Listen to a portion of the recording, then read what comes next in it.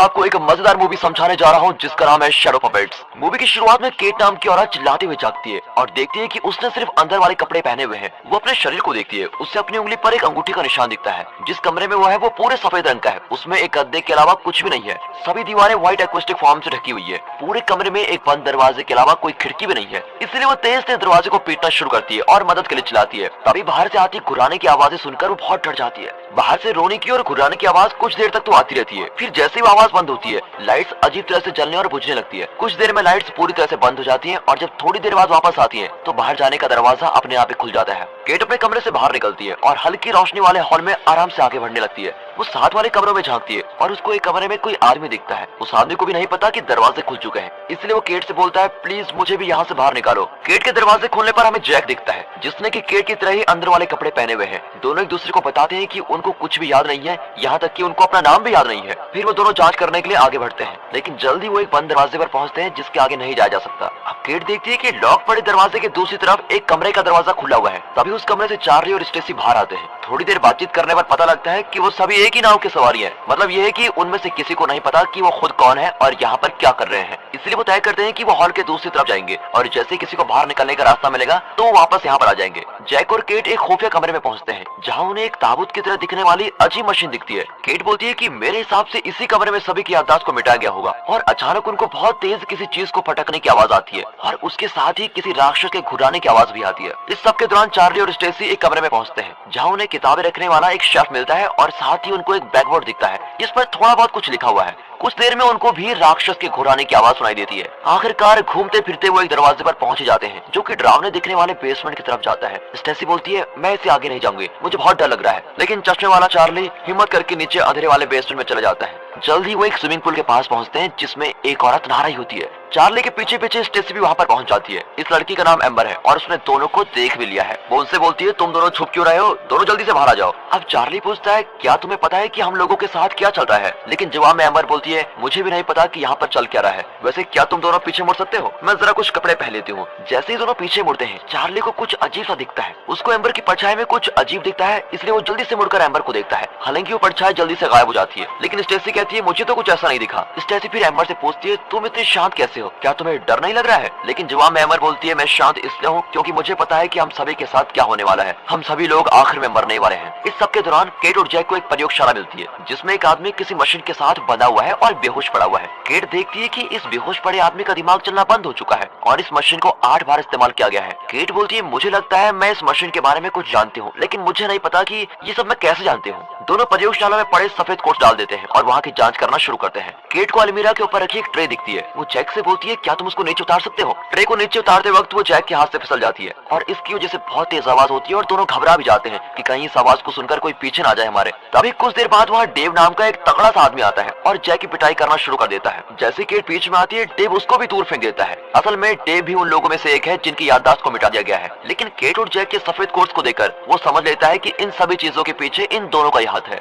इसके बाद वो केट के बाल पकड़कर उसको मारने की धमकी देता है। जैसे केट बोलती है देखो हम तीनों ने एक जैसे अंदर वाले कपड़े पहने हुए हैं, तब डेव उसको छोड़ देता है। डेव बोलता है जब से मैं जगा हूँ मैं तो पागल ही हो चुका हूँ क्योंकि मुझे कुछ भी याद नहीं है, मैं जल्दी से यहाँ से निकलना चाहता हूँ। केट बोलती है देखो हमें अगर यहाँ से बाहर निकलना है तो हमें साथ मिलकर काम करना होगा। ये बात सुनकर डेव उन्हें बताता है कि मैंने हॉल के आखिर में एक दरवाजा देखा, लेकिन मेरे ख्याल से वो बिजली से चलता है। तभी उन्हें पता चलता है कि जो शुरू में उन्होंने पटकने की आवाज सुनी थी वो डेव की वजह से आ रही थी। डेव उस दरवाजे को खोलने की नाकाम कोशिश कर रहा था। जब वो बातचीत कर रहे होते हैं तो तभी उनका ध्यान कुछ चीजों की परछाई पर जाता है जो कि डेव की परछाई की तरफ बढ़ती जा रही है। जल्दी सभी परछाई इकट्ठा हो जाती है और परछाई वाला हथियार बाहर निकलकर डेव की छाती में घुस जाता है और उसको वहीं मार देता है। जैक और केट ये देखकर दोनों वहां से भागने लगते हैं और जब वो पीछे मुड़कर देखते हैं तो वही अजीब सी परछाई डेव को वापस अंदर खींच लेती है। अब जैक और केट दोबारा उस कमरे में जाते हैं जहाँ पर याददाश्त को मिटा दिया गया था। जैक बोलता है हमें कुछ देर यहीं छुप जाना चाहिए, लेकिन केट ऐसा करने से मना कर देती है, इसलिए वे भागते रहते हैं और वो परछाई भी अभी भी दोनों का पीछा कर रही होती है, लेकिन वो दोबारा बंद दरवाजे पर पहुंच जाते हैं। हालांकि वो हार नहीं मानते और दरवाजे को पीट पीट कर तोड़ देते हैं। दोनों बड़ी मुश्किल से उस परछाई से बच पाते हैं और एक कमरे में सही सलामत चले जाते हैं।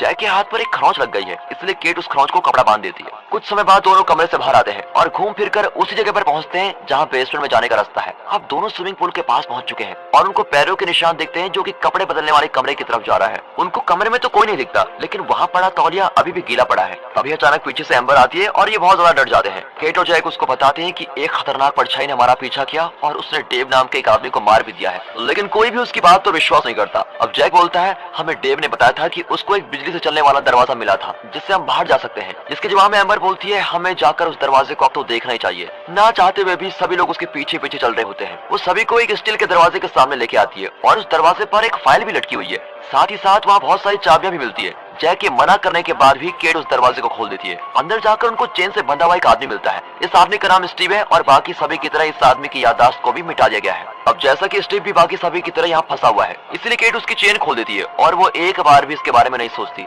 स्टीव बोलता है तुम लोगों को मुझसे डरने की कोई जरूरत नहीं है। फिर वो साथ वाले दरवाजे की तरफ इशारा करते हुए बोलता है तुम्हें मुझसे नहीं बल्कि इस दरवाजे के पीछे वाली औरत से डरना चाहिए। उस समय कोई एम्बर को नहीं देख रहा होता है, इसलिए वो चुपचाप वहाँ से निकल जाती है। दरवाजे के पीछे मेलिसा नाम की औरत है और उसको भी बंदी बनाकर रखा गया है। उसके चेहरे पर मास्क लगाया हुआ है ताकि वो कुछ बोल ना पाए। सभी के मना करने के बाद भी केट दरवाजा खोल ही देती है ताकि वो अंदर फंसी मेलिसा को बाहर निकाल सके। अब सभी देखते हैं कि स्टीव के पीछे वही परछाई इकट्ठा हो रही है। फिर उस परछाई से बाहर निकलते भालू से बचने के लिए स्टीव जल्दी से छलांग लगा देता है। तभी मेलिसा जल्दी से वहाँ के बल्ब को तोड़ देती है जिससे वहाँ पर अंधेरा हो जाता है। इसके बाद जैक बाकियों से बाहर जाने को बोलता है और खुद एक लाइट लेकर केट और मेलिसा को ढूंढने निकल जाता है। उसको केट तो मिल जाती है लेकिन मेलिसा जिंदा नहीं बच पाती और उसकी लाश एक तरफ खून में पड़ी हुई है। केट को बहुत बुरा लग रहा होता है कि वो मेलिसा को बचा नहीं पाई, लेकिन किसी और के मरने से पहले जैक केट को खींचते हुए अपने साथ लेके जाता है। बाहर स्टीव एम्बर का गला पकड़कर खड़ा होता है और जैक उससे पूछता है तुम हमें अंदर क्यों छोड़कर चली गई थी। एम्बर बोलती है तुम सभी लोग भी वैसे मारे जाओगे जैसे कि यहाँ काम करने वाले लोग मारे गए थे। चार्ली पूछता है हमें यहाँ पर कोई क्यों नहीं मिल रहा है, हम लोगों की याददाश्त के साथ क्या हुआ है। वो सभी एक दूसरे पर अब शक करने लगते हैं कि उनमें से ही कोई एक ऐसा है जिसको सभी चीजों के बारे में अच्छे से पता है। लेकिन केट सभी पर गुस्सा करते हुए बोलती है हमें एक दूसरे पर शक करने की जगह एक दूसरे के साथ मिलकर काम करना चाहिए क्योंकि अभी हम सभी बहुत बड़े खतरे में हैं। तभी केट का ध्यान एक दरवाजे पर जाता है और वो पूछती है तुम लोगों को क्या लगता है इस दरवाजे के पीछे क्या हो सकता है।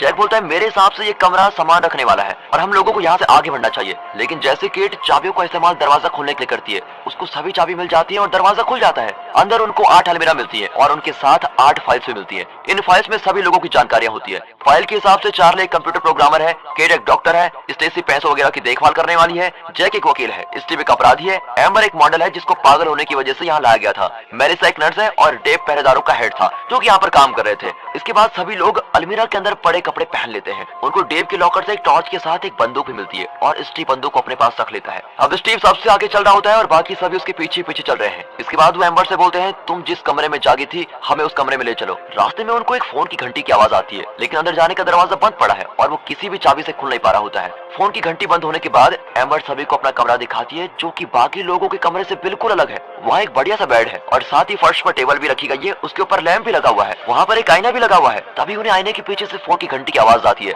इसलिए स्टीव उस आईने पर गोली मारता है और टेबल की मदद से सारा कांच तोड़ देता है। हम सभी अंदर पहुंच जाते हैं लेकिन वो फोन उठाने में देरी कर देते हैं। सभी इस कमरे के हाल देखकर बहुत डर जाते हैं क्योंकि कमरे में सभी जगह खून लगा हुआ है लेकिन वहाँ पर एक भी लाश नहीं है और अब खून देखकर वो मान लेते हैं कि इस कमरे में बहुत सारे लोगों को मारा गया है। चार्ली कंप्यूटर पर देखकर जांच करता है तो उसको पता लगता है कि वो सभी मानसिक रोग का इलाज और जांच करने वाली किसी जगह पर है जिसको डॉक्टर फ्रेडरिक मेंगर चलाता है। और अब पता चलता है कि डॉक्टर फ्रेडरिक ने ही लोगों की मानसिक बीमारियों को ठीक करने के लिए एक मशीन बनाई थी। चार्ली आगे बताता है कि डॉक्टर फ्रेडरिक अपनी मशीन की और जांच करना चाहता था, इसीलिए उसने सबसे पहले एम्बर के ऊपर अपना प्रयोग शुरू किया। इसके बाद उसने स्टीव के ऊपर प्रयोग किए। चार्ली बताता है कि मशीन को केवल 8 बार इस्तेमाल किया गया है लेकिन रिकॉर्ड्स के मुताबिक जैक ही वो आखिरी इंसान है जिस पर मशीन का इस्तेमाल किया गया था। रिकॉर्ड्स के हिसाब से देखें तो जैक को कोई पैरालिसिस बीमारी थी लेकिन आखिरी प्रयोग के दौरान कुछ बड़ी गड़बड़ी हो गई थी। इस सब के हिसाब से तो एम्बर, स्टीव और जैक यहाँ मर्जी के तौर पर आए थे लेकिन डेव, मेलिसा और चार्ली यहाँ पर काम किया करते थे। स्टेसी यहाँ किसी बाहर के काम से आई थी लेकिन अजीब बात तो यह है कि वहाँ केट क्यों आई इस बारे में कुछ भी पता नहीं चलता है। वहाँ का नक्शा देखने के बाद केट बोलती है यहाँ से निकलने का एक ही तरीका है, हमें ऊपर छत से ही बाहर निकलना होगा लेकिन हमें ऐसा करने के लिए बिजली से चलने वाले दरवाजे को खोलना होगा। ये बात सुनकर चार्ली बोलता है अगर हम बिजली को काट देंगे तो दरवाजा खुल जाएगा। वो आगे बोलता है कि अगर नेटवर्क ठीक से रहेगा तो मैं ऐसा कर सकता हूँ और नेटवर्क के ठीक से आते रहने के लिए मुझे 2 कंप्यूटर्स की जरूरत पड़ेगी। तभी केट को याद आता है और वो बताती है जैक और मैंने प्रयोगशाला में एक कंप्यूटर देखा था लेकिन स्टीव बीच में बोलता है मेरे हिसाब से ये अच्छा प्लान नहीं है क्योंकि बिजली बंद करना हम पर भारी पड़ सकता है। वो अजीब परछाई अंधेरे में ज्यादा शक्तिशाली होती है। अब चार्ली को एक नई बात पता चलती है। वो बोलता है कि पूल वाली जगह और याददाश्त मिटाने वाले कमरे की बिजली मेन जनरेटर से नहीं चलती है। अगर मेन जनरेटर को बंद भी कर दिया जाए तो भी नेटवर्क पर कोई फर्क नहीं पड़ेगा। लेकिन चार्ली आगे बोलता है नेटवर्क को सेट करने के बाद बिजली काटने के लिए मुझे यहाँ रुकना ही पड़ेगा। ये सुनकर केट बोलती है कि हम तुम्हें यहाँ अकेला छोड़कर नहीं जाने वाले। लेकिन तभी एम्बर बोलती है मैं चार्ली के साथ यहाँ रुकूंगी और जैसे नेटवर्क का काम ठीक हो जाएगा हम दोनों बाहर आ जाएंगे। अब चार्ली और एम्बर को वहाँ छोड़कर बाकी सभी प्रयोगशाला की तरफ निकल जाते हैं। वहाँ पहुंचकर वो देखते हैं कि वहाँ से डेव की लाश बिल्कुल गायब है। तभी केट का ध्यान एक बात पर जाता है, मशीन को केवल 8 बार इस्तेमाल किया गया, लेकिन अगर गिना जाए तो मशीन पर पड़े इस इंसान को मिलाकर हम सभी 9 लोग हैं। केट बोलती है कि हम लोगों के बीच कोई ऐसा जरूर है जो अभी तक झूठ बोलता आ रहा है। स्टीव बोलता है कि मुझे लगता है वो झूठ बोलने वाला इंसान चार्ली है, क्योंकि यहाँ काम करने वाला एक ही इंसान जिंदा बचा है जो कि चार्ली है। इसलिए स्टीव आगे बोलता है, बिजली के जाने से पहले मैं देखना चाहता हूँ कि यहाँ से बाहर निकलने का सच में कोई रास्ता भी है या नहीं। इसलिए वो जैक को बोलता है कि तुम अभी कंप्यूटर को शुरू मत करना, मैं स्टेसी के साथ बाहर जाकर इस बात का पता लगा कर आता हूँ। उन लोगों का इंतजार करते हुए केट का ध्यान बेहोश पड़े आदमी के हाथ पर जाता है। आदमी के हाथ पर लगे टैग पर उसका नाम जैक रॉबर्ट्स लिखा हुआ है, यानी कि ये मरा पड़ा हुआ आदमी ही असली जैक है और जो जिंदा है वो कोई नकली आदमी है। इसके बाद केट नकली जैक का सामना करते हुए पूछती है, तुम मुझे सच सच बताओ कि तुम कौन हो। नकली जैक कोई जवाब नहीं देता और बोलता है, हम लोगों ने कोशिश की थी कि हम लोगों की मुसीबतें खत्म करके उनको एक नई जिंदगी दे सके, लेकिन इस सब के दौरान एक बड़ी गड़बड़ी हो गई। वो बोलता है, बेहोश पड़ा ये आदमी असली जैक है, इसका ब्रेन डेड हो चुका है, इसीलिए इसकी याददाश्त खत्म करते समय मशीन को इसका दिमाग नहीं मिला तो मशीन ने इसकी आत्मा पर हमला कर दिया। इस वजह से इसकी आत्मा अब एक परछाई वाली जानलेवा जीव में बदल चुकी है और तब से परछाई वाली ये जानलेवा चीज सभी जिंदा चीजों को खत्म करने में लगी हुई है। वो आगे बोलता है, मैं ही वो इंसान हूँ जिसने इस पूरी बिल्डिंग को बंद किया था ताकि ये जानलेवा जीव बाहर न जा सके। अब केट को महसूस होता है कि ये आदमी असल में डॉक्टर फ्रेडरिक मैंगर है, इसलिए वो अपनी असली पहचान के बारे में पूछती है। अब इसके जवाब में डॉक्टर बोलता है, तुम मेरी पत्नी हो, और ऐसा बोलते ही वो कंप्यूटर को शुरू कर देता है। वो बोलता है, मेलिसा मेरे आइडिया के खिलाफ थी और उसने इस बारे में स्टेसी को बता दिया था, इस वजह से सरकार ने हमारी खोज के लिए पैसा देना बंद कर दिया था और इसी कारण मुझे स्टेसी और मेलिसा की याददाश्त को मिटाना पड़ा। ये वाली बात चार्ली और डेव को भी पसंद नहीं आई, इसलिए मैंने उनकी यादें भी खत्म कर दी। वो भावुक होते हुए बोलता है, मेरी प्यारी केट, तुम मेरी बीवी होने के बाद भी मेरे खिलाफ चली गई थी और तुम मुझसे दूर ना हो जाओ, इसलिए मैंने तुम्हारी याददाश्त को भी मिटा दिया था। इसके बाद वो अपने कपड़े उतारने लगता है और बोलता है, छाया वाला यह प्राणी उन लोगों पर पहले हमला करता है जिनकी पहचान बिल्कुल सही सलामत है। अगले सीन में जैसे स्टेसी और स्टीव वापस आते हैं, जैक पीछे से स्टीव को चाकू मार देता है। केट बोलती है, स्टेसी तुम यहाँ से भाग जाओ, और खुद भागने से पहले वो फ्रेडरिक को मार देती है।